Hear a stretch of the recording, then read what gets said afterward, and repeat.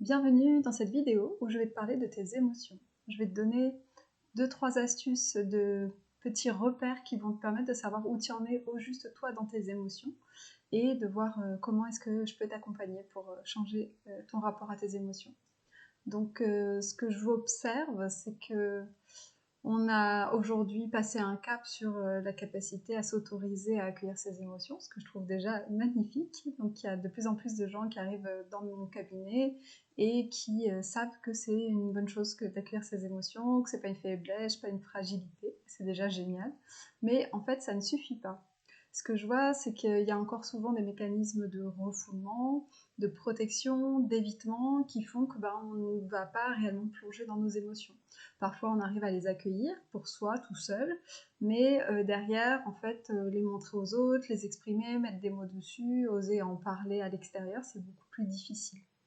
Parfois, on a l'impression qu'on est au clair avec nos émotions, et finalement, quand on creuse, il va y avoir des évitements qui font que on va jamais pouvoir plonger vraiment dans les vrais sujets, dans les vrais traumatismes pour s'en libérer. On est tout le temps un peu dans l'entre-deux eaux. L'exemple que je donne le plus parlant, c'est cette impression que ça déborde un peu pour un oui, pour un non. Alors les gens ont l'impression d'accueillir leurs émotions, notamment la tristesse, mais en fait ça déborde, c'est bien ça le mot. Et donc ça veut dire qu'on n'arrive pas à vider le fond du seau.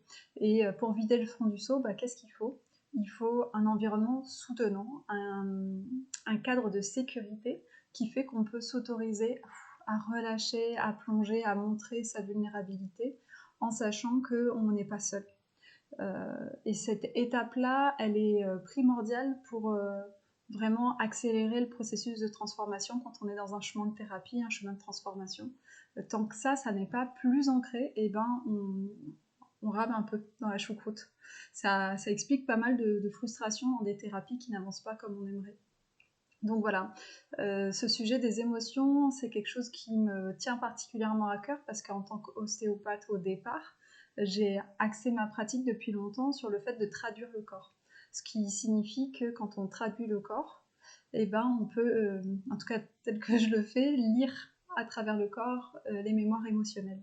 Et donc pour les gens qui ont du mal à mettre les mots sur ce qu'ils ressentent, qui sont un peu déconnectés de leur ressenti corporel, qui ont besoin de pouvoir se relâcher et transmuter par le corps des émotions dont ils ont déjà conscience dans la tête, mais que le corps a gardé en mémoire, c'est vraiment une clé, le fait de travailler par le corps, qui est fondamental. Et ça amène justement ce cadre de sécurité. Aujourd'hui, moi, je fais des accompagnements thérapeutiques, je ne fais pas qu'une séance à la séance, et j'ai senti la différence de faire ces accompagnements plutôt qu'une seule séance, parce que du coup, justement, ça amène le cadre de sécurité, on est accompagné dans la durée pour s'autoriser à ouvrir des choses qu'on n'arrivait pas à ouvrir avant, et de pouvoir s'autoriser à passer des caps.